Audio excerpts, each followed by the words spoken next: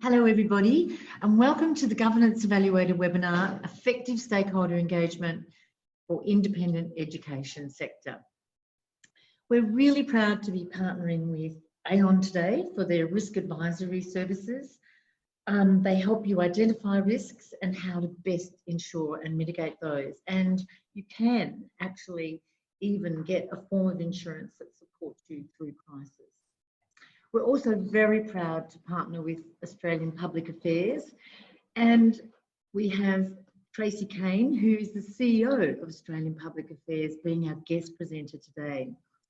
As a former journalist and political advisor in Australia and America, Tracy leads a firm that has a large practice in independent schools, and Tracy and her firm work from all of your strategic communication needs, your governance needs, from promotion to defending your reputation.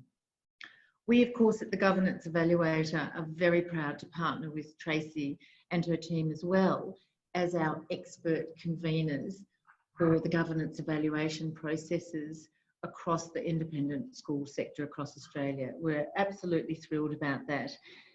So today, Tracy's going to take us through three really important areas relating to stakeholder engagement.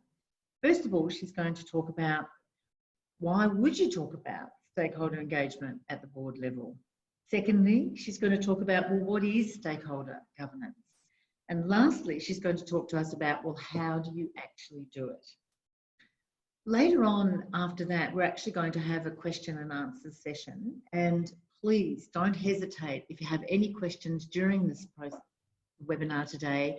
You can actually pop them onto the Zoom and we'll be able to read them, and Tracy will be able to answer them at the end, which will be really good. There's a little question and answers section. So Tracy, welcome, and if I may, I'll hand over to you. Thank you very much, Fee, and good afternoon, everybody. Could I just start by giving you a little bit more on my credentials in the independent schools sector? And there's a slide up before you now which talks about some of the individual schools, about 400 of them, and also some of these schools association that we've worked with over a period of about 22, 23 years. So what I'm talking about today is really a combination of my experiences with those individual schools and those individual bodies, but more importantly, because we've worked for the sector for such a long time, we have that sense of what's changed, what's different, where the gaps are and where the opportunities lie for whether it's individual schools or whether it's groups that own schools. Where can you make sure that you're at the front of the curve, not the back of the curve?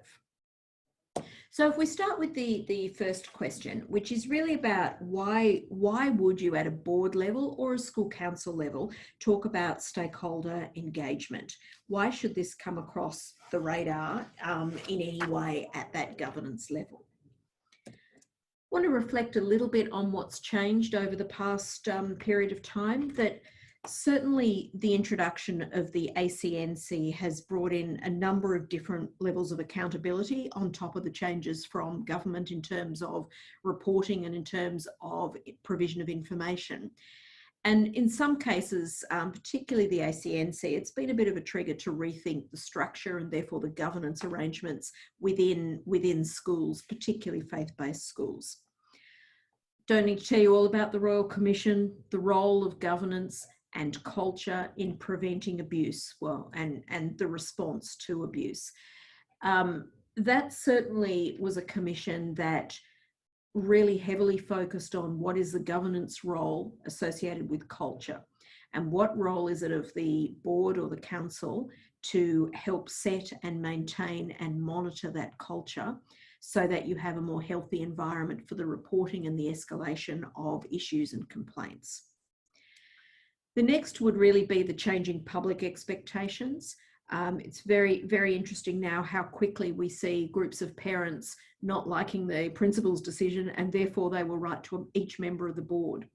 We've seen legal cases where all members of the board or council are joined by name into the lawsuit. So there is a changing expectation around what is this governance role and what are these people that You go back 30 years, no one would have been interested in who they were, but all of a sudden now everybody wants to know them, what they're doing, and they want them involved as a kind of court of appeal. The next thing I think which has really kind of changed what we're doing in terms of governance as a sector is the explosion in growth, particularly at the low fee end of the market. It's meant that the independent sector has a greater share of the market than ever before. It also means that there are more schools operating within the independent sector. And of course, as we look between, I'm sure many of you have seen the data from AIS New South Wales about projected growth, particularly between now and about 2040, that there is a significant growth coming up in this sector. What makes that growth easy is good governance. What makes that growth very difficult and very painful is bad governance. And so it is timely in many ways to reflect on what should good governance of a school be and how do we take our councils and our boards into that environment. I would also note that the New South Wales law requires those who govern schools or in governing positions in schools undertake annual education. And part of this is in recognition of the fact the role of a governor of a school is changing. Everything's changing around us. How do you make sure that there is a good level of knowledge and a growing level of knowledge around being the best we can be? And lastly, I would say the public arena has changed.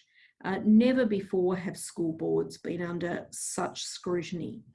And you can certainly see this playing out in two ways. If you look at the discussion around religious freedom sort of 6 months ago, or you look at the discussion around how schools are responding to COVID-19 at the moment, you can see that there are a lot of questions for the governors of schools. And the one that's coming out today is, how can you justify changing what you're offering as an independent school and moving online, when that's putting pressure on government schools that can't cope with that pressure? So how can you justify putting pressure as a board on the government schools sector? So it is increasingly the language from the media is all about the governance questions associated with a school. So I think because of all of those reasons, it is timely for us to reflect what is it that we could be doing better. The landscape has changed around us, and for many schools, the way they are governed has not changed in the independent school sector since some of them were established 100 years ago, and more recently with the explosion. Have we set in concrete the right things in terms of governance? Are we responsive to what's happening? Each year, and I'm sure some of you have seen this, each year Australian Public Affairs conducts a reputation risk report, and the 2021 is about to go out shortly. It asks the governors of independent schools to talk about where they see the risk in terms of reputation. What are they most concerned about? What do they feel the least or the best prepared to deal with as a governing body? And it's been very interesting to see the shift in that from, we're worried about academic failure, we're worried about not providing the right level of pastoral care, we're worried about fraud or industrial relations matters. That all seems to have gone now, because there is a high level of acceptance that on the whole schools are very well prepared, but it is the modern landscape that they're not. It is social media, it is a critical incident, it's a historic child protection matter. And all of these are concerning board members who are voluntary in what they do, and they have day jobs. They don't need to have their name plastered all over the front of the media because it affects their day job. So how do they become more interested in governance without stepping into the management side of a school?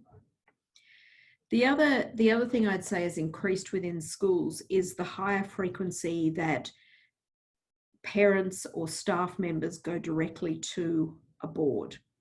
And last year we saw that jump from about 5% to about 32% over a period of 12 months, where we asked board members of independent schools, had they had a direct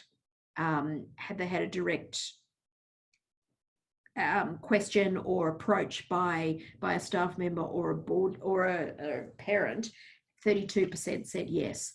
Now, the rate at which that's growing, I would expect the 2020 figures to show that close to 50%.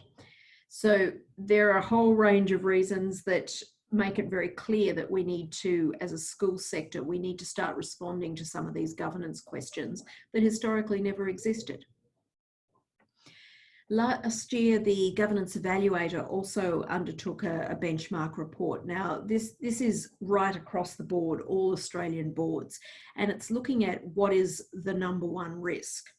And what came out was how well stakeholder engagement has been undertaken and how comfortable board members feel that when they are making those decisions, they have the knowledge and the understanding of their key stakeholders and that that is factored in.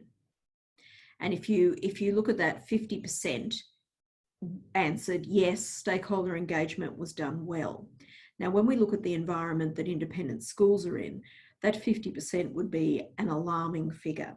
Now, maybe it gets higher or lower with independent schools, but it's a figure that I think should make board members stand up and pay attention in the independent sector, because we're under more scrutiny, we're under more pressure, we're under more change than most other sectors across this country.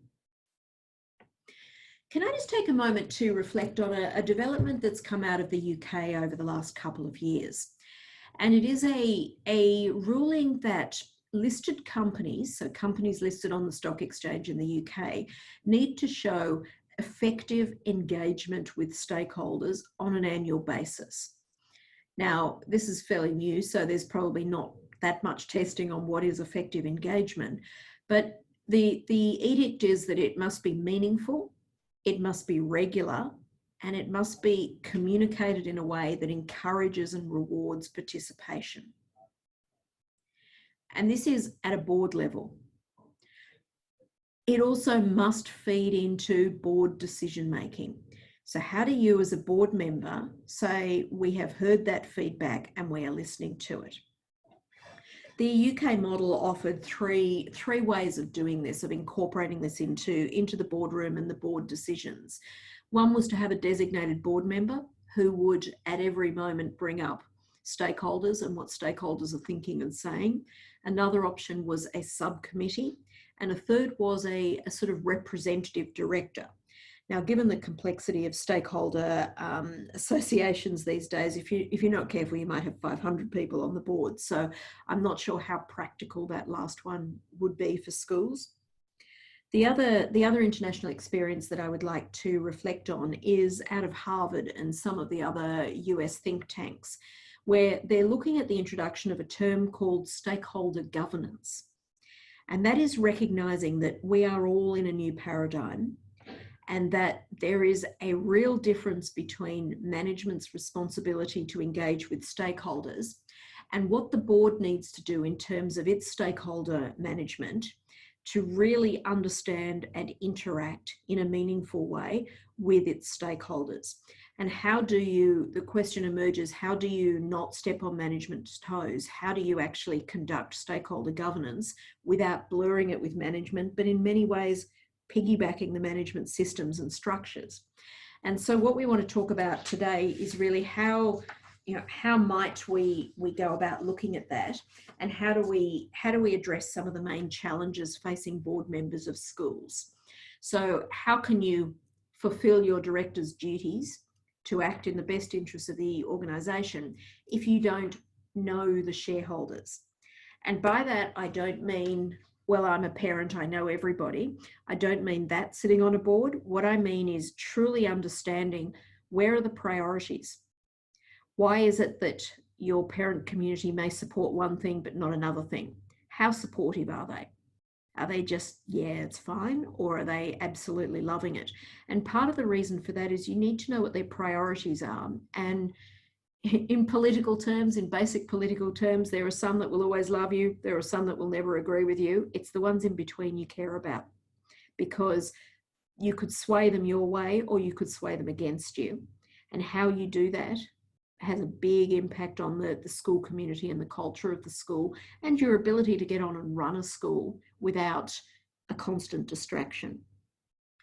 The second challenge is, how do you identify and resolve issues which have a governance lens on them when you don't know what they are? And it worries me that a number of boards rely solely on the feedback through the principal or the school leader into the board. Our community is thinking this. Well, very rarely does an entire community think the one way. It's the nuances you care about, and it's the governance overlay on that that you care about. So how do you know that there are certain governance issues coming up, or there are trends in the governance issues around parents, if you don't know what they are? And the last is, how do you make better decisions? Certainly every school will say, our priority is our girls and boys, or girls or boys. That is our priority. That informs our every decision making. What about staff? What about regulators?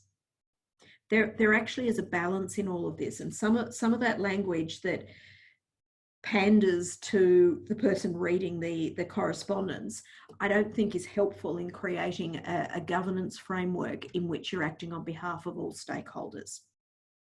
And the last question I have, and that's worth arguing, at what point is stakeholder engagement better governance, and at what point is it a distraction to governance?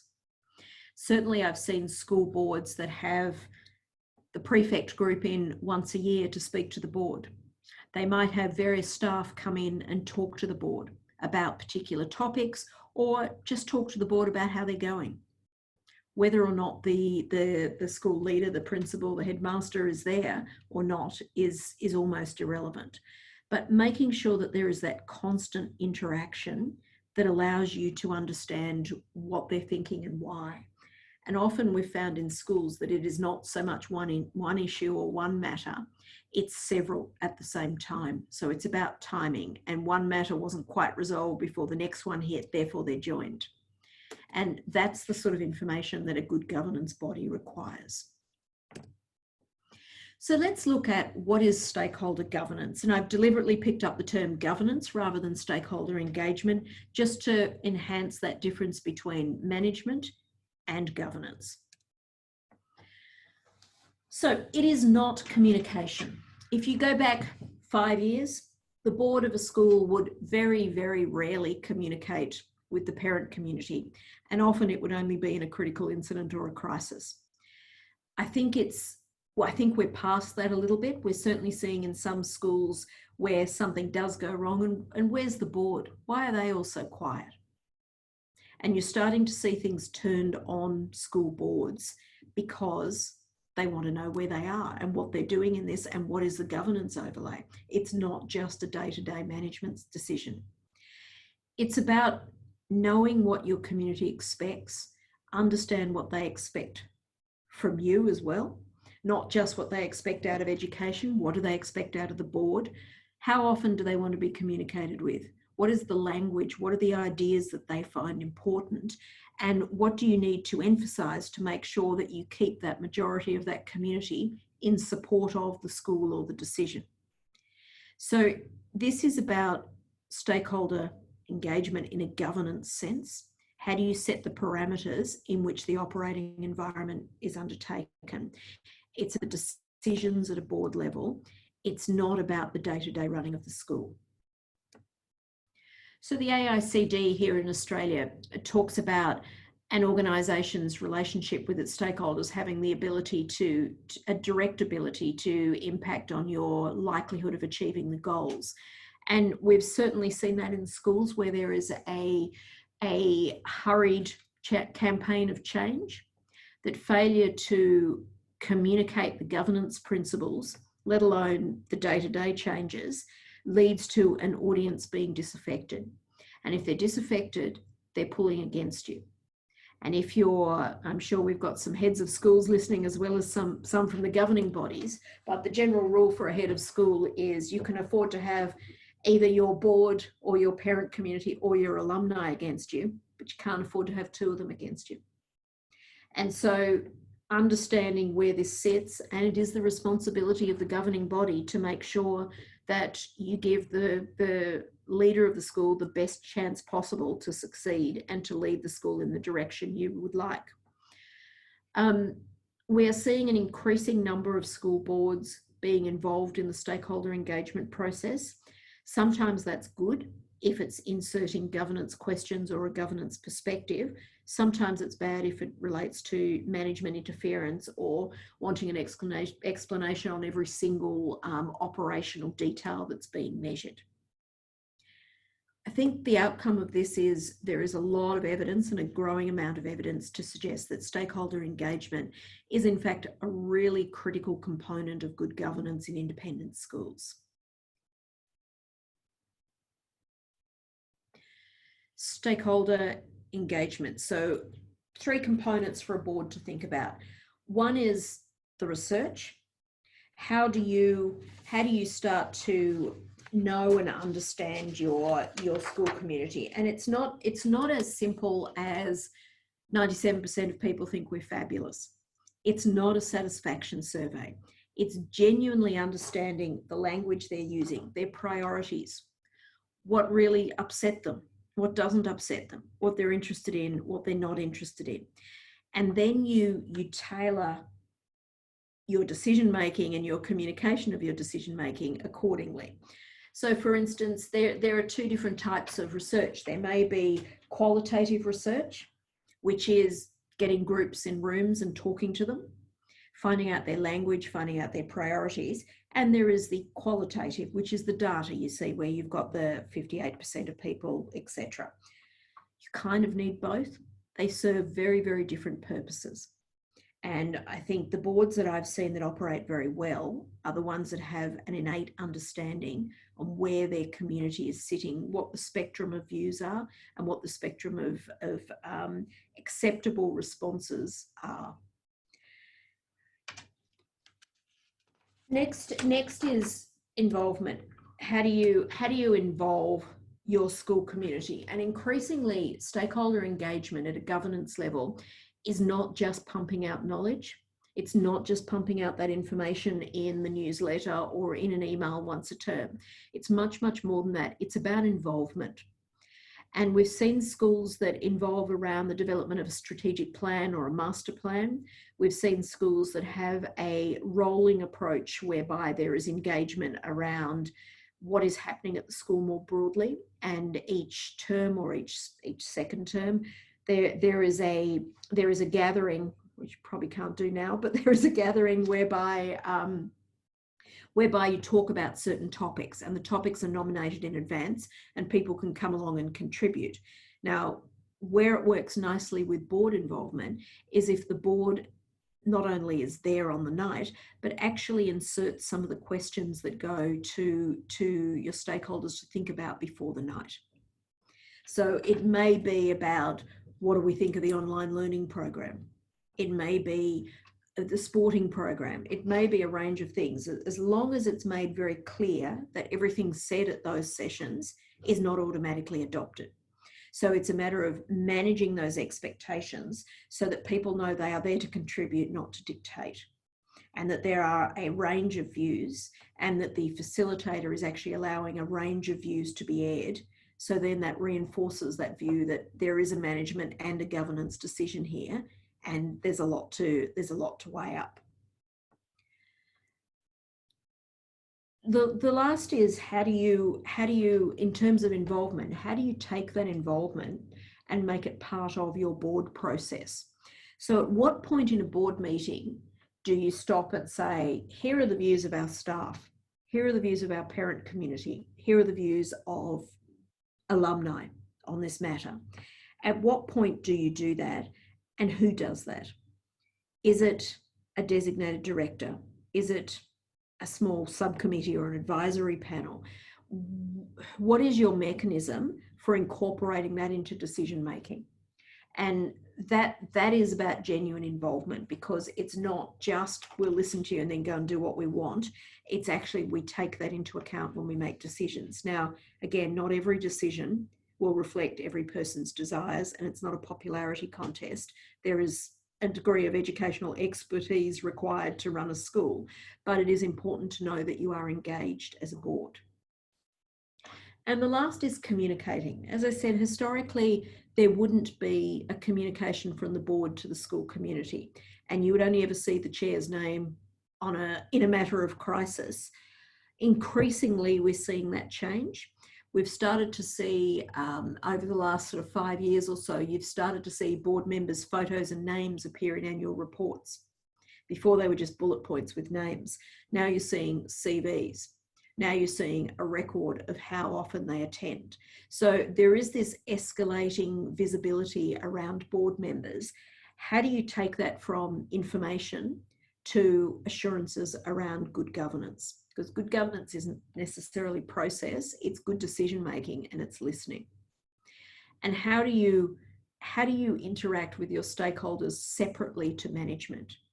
It does bother me that a number of school boards hear from their principal that everything is terrific and that's enough for them.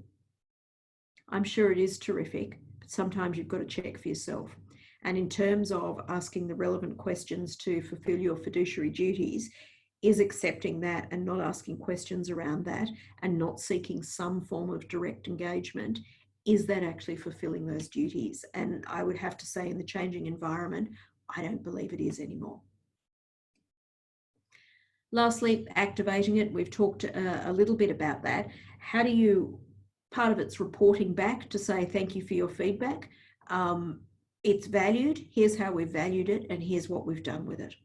So making sure there is that feedback loop. Part of this is that if school communities feel they have a mechanism to provide feedback through a formal structure, they are less likely to use WeChat or social media or run to the media when they have a suggestion that, or when they have a criticism of what the school's doing. And certainly we see schools that have this mechanism end up with a much earlier identification of potential issues and a much, much greater ability to manage them and resolve them before they end up at that level of social media or general angst within their community or beyond. So I'd say to you that activation and that engagement is so important to keep the reputation of the school going, but that's kind of a superficial comment, because if you don't have good governance, you're not going to be able to protect the reputation. So it really, if you dig deeply enough, it comes down to the quality of governance and the quality of management. So how do you do this? How do you actually set up a structure that's going to work for the board of a school? First question is, who are your stakeholders? And we always get from schools, yes, we know who they are. They are the staff, they are the families, they are the students, they are the alumni. Well, that's actually not quite right. There is a whole range of regulators. There is a whole range of educational communities, particularly for principals. There's a HESA, there's a range of those bodies. For those that are faith-based organisations, there are churches, there are church structures involved. There are neighbours for those who are, and perhaps local government for those who are thinking about capital works programs or implementing a master plan. There are a range of suppliers and there are a range of users of the facilities sometimes that go beyond the school community. So it is actually a very extensive list, that stakeholder list. And I would say that the boards that work this through with their management, their executive team, end up with a much better list that is joined with management, because you don't want to be working off a separate list. You want to be working off a component of a master list. So the management will have a much more intensive engagement with stakeholders than the board will, and your list as a board member will be a lot smaller than the management list for obvious reasons. If you don't identify them, and I'm a firm believer in this, if you don't say what it is, you can't measure it, you can't assess how it's going, and that's not good governance. So identifying them, writing them down, working out what's management, what is governance, and it won't be a set list. It will move as things move. That is the best starting point that I think any board can get to. From there, it's a matter of choosing your method of engagement. Will it be event-based? Are we going to do it once a year, twice a year? Are we going to do it around a master plan, around a strategic plan, or is it going to be research driven? Are we going to add on to the research, which schools do mostly anyway? How do we add on to that and get that governance lens that we're after? What are the resources around this? There's little point in duplicating management of the executive team. The operational structure of the school will work very, very well and be well resourced. You can't duplicate, but do you need specific board resources to make this happen from a governance perspective? And that's really just keeping that eye on that extra lens that you're trying to incorporate into the process. And how are you going to make it sustainable? You can't start a process of ongoing engagement and then cancel it 2 months later. So how are you going to develop something that is actually sustainable across the duration of a person's experience with your school? The second in the key steps is establishing a governance framework. How do you link the engagement to the board's processes and the board's responsibilities? Is it for terms of reference that go into the methodology? We need these things because we are trying to inform our decision-making process. We are trying to provide better reasons for our decisions if it comes down to that. And what are you trying to achieve by stepping up the stakeholder governance within a board context? The third one is building capacity. It is not necessarily the expertise of board members to understand how important stakeholder engagement is, but how you need to frame that to get the governance aspects out of it. So it may be that there is board training that needs to be undertaken. It may be you want to, first time round, involve the board at a much deeper level than you would after that, knowing that you have their trust, knowing that they understand, you know how it's being run. Will the board understand what they're being given at the end? Not every piece of statistic, but what is the governance overlay that goes around that? What are we missing as a governance body? How do our decisions affect some of this data? How can we make better decisions to improve this data? So it is not an operational question. Do any directors need training? Do any directors not have some form of direct engagement? And certainly in schools, there are increasingly independent directors in some schools where they don't have children at the school, they didn't go to the school themselves, they don't know anybody who's an alumni. How do you make sure that they are plugged in to better understand what the community, the spectrum of views within the community on given matters and where the issues lie? The fourth is undertaking the engagement. Participants must know the purpose and how to get information that will benefit the board.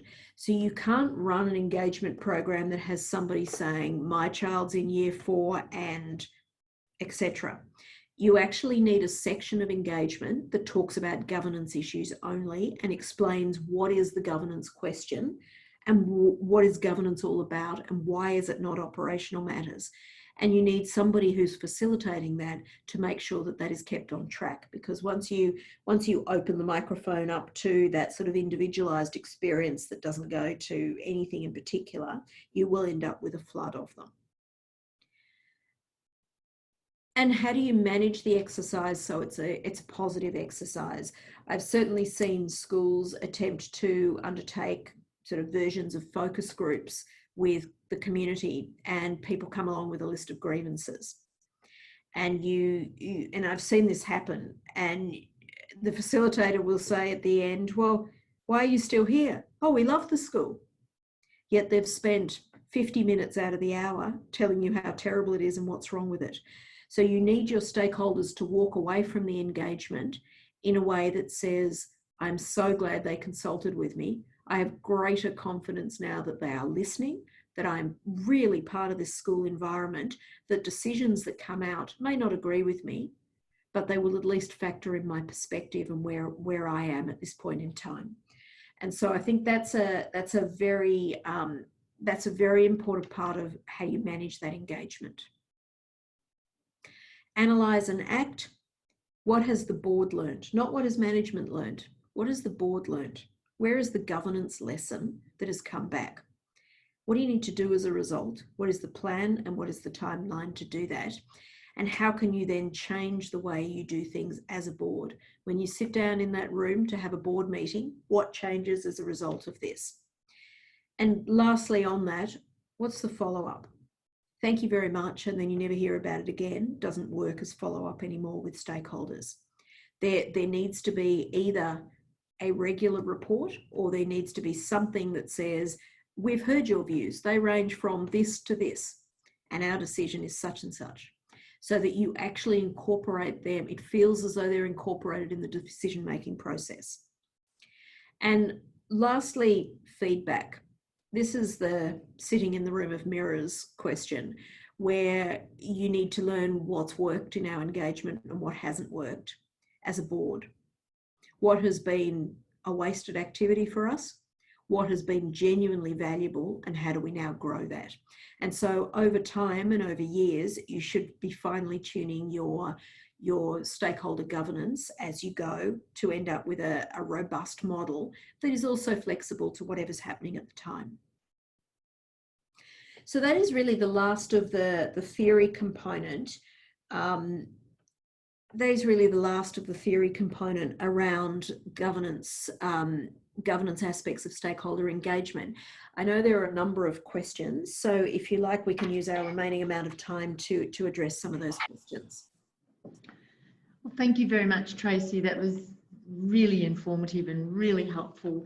Yes, we do have some questions, and the first question I'd like to pass on to you is, do you have any examples of this being done well that you could draw on, that you might be able to talk about, that might be helpful, and some ideas for people to take home today?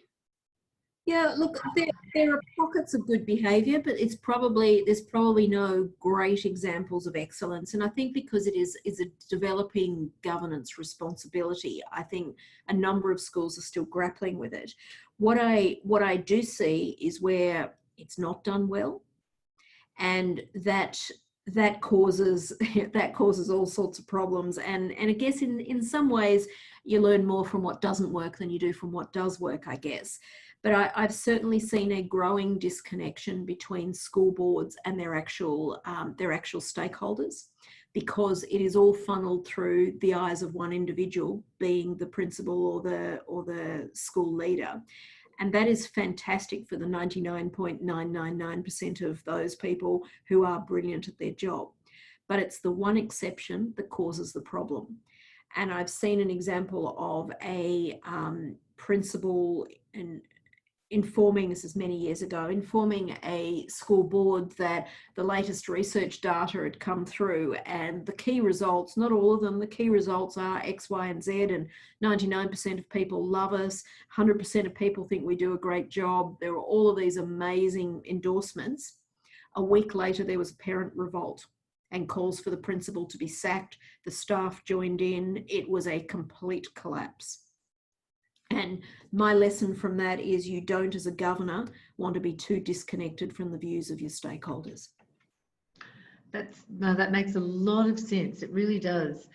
Look, the next question was to going back to that area where you were discussing management and the governance role. So you've got the management role and you've got the governance role. I mean, obviously, one of the key things that everyone's picked up today is that you want that to be a well-oiled machine. There's no exact set of rules. The board has to stay here and the management has to stay over there. Again, someone has actually asked, do you have any examples of that working well? Because it's sort of ultimately should become an intuitive sort of a thing. But clearly there needs to be a framework and some sort of rules around it. Have you got any examples of that working well, where everyone knows their place, so to speak? Yeah, there are. The success of the independent school sector would tell you there is a huge amount of fantastic work going on, and I'm not sure anybody's doubting that. I have seen very good examples through master planning processes and strategic planning processes where schools have engaged their communities around, I guess, some aspects on the periphery, not what is educational excellence into the future, but more around the type of experience, the type of online experience, the type of classroom, the type of homework that works best for their children, so that you get that real personal feedback. Where they've done that, I think has been very, very interesting. I've seen boards at schools that are introducing positive education programs, for instance, actually have the board train the parents.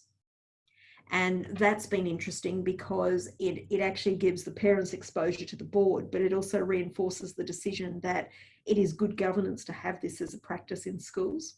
So there are pockets of some really interesting examples. As I say, stakeholder engagement is a new and emerging area, particularly in the independent market. So there's probably not some examples of this school or that school's doing it 100% correctly. Thank you very much, Tracy. I've got a couple more great questions as well, if you have time, please. The next question is a really good question. How does the board engage with the teachers? And I was actually thinking about this very question myself. How does the board engage with the teachers without it looking like they're undermining the principal? Yeah, and that is a very big concern. And this is you need to involve the principal in the design of what the engagement will be. Because if the principal understands that, they will understand this is not about, do you like the principal? This is about, what's the community saying to you? How are you finding working here? Quite a different range of questions and discussions. We've seen boards do it in two ways. We've seen a sort of online survey which happens in most schools annually anyway, but the board will add a couple of other questions.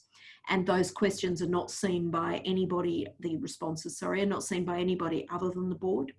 And they relate to general levels of satisfaction, etc. But knowing that the results don't get seen by management elicits some more honest feedback sometimes. And some of those are open-ended questions. We've seen school boards where teachers, the school council may have a dinner every term with teachers, may have, and yes, the headmaster or the principal or whoever is there, but the board is allowed to walk around and interact with those teachers or with that executive, and you have some very genuine conversations going on in the room. The question is then, what do you do with those and how do you bring that back to the board table? So there are ways of doing it in consultation with the principal. The question though is how you then take that and translate it into how that board works. No, that's very helpful.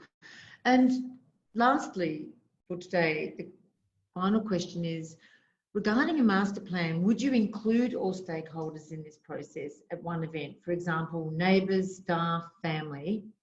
And would you recommend a board member speak as opposed to the actual principal? What are your views on that? I think there's no one answer fits every situation. My general view, particularly around master planning, is the view of your community will be quite different from the view of your neighbours. That neighbours won't really want to be living next door to a construction site, whereas the parents will be quite excited about the increase in the educational offering and what this will mean for their students. So if you mix those two environments, you end up taking the edge off the parents. And so I would be inclined to keep the neighbours separate from the school community. And the other reason for doing that is certainly in a number of states, the planning requirements require that you talk to the community outside your school, not just your school. By separating them, you can then do all of the requirements that feed into, whether it's a Sears application or whether it's a DA or whatever it is, it feeds into that environment without you having to put parents through that when you can't actually consider their views as part of the compliance activity. That's really helpful, thank you. We've got one last question that's come on, is how do you enlist the board members? How do you get the board members involved? Yeah, usually it is driven by the chair, and part of the reason for that is that most board members are not experts in the area of stakeholder engagement. Most of them may raise it, but unless there is engagement from the chair, it doesn't go any further. So my first and most important would be to talk to your chair about it offline, out of a board meeting. If the chair is interested, they will raise it and they will be the advocate for it. If the chair is not interested, then it's not going to go much further. And increasingly, we're seeing more and more chairs are engaging in it, and more chairs are, and I'm sure I don't need to tell the people who are listening to this that it is, being a chair of a school is very, very time consuming, and those chairs are passionate about what they do, and they're always interested in what is the next responsibility, what is the next opportunity for us to be better at what we do for the benefit of those students. Thank you very much, Tracy. And Tracy, I just want to thank you so much. It's been an incredibly interesting and really on topic discussion today. I think you've given some great tips and a really tremendous sort of help to everybody. And I'd just like to finish by thanking everybody for participating today. And after this, everybody will receive an email. There will be an actual recording of this webinar today for you all. You'll also receive from the Governance Evaluator a free stakeholder engagement checklist that'll help you see if you're ready for stakeholder engagement. You'll also receive some information about a free Aon risk health check. And importantly, you'll receive information about how to contact Tracy after today, follow up with her or follow up with the Governance Evaluator if you'd like to continue any of these discussions and seek any further assistance or help in this area. So again, thank you very much, Tracy, and thank you everybody for attending. Thank you.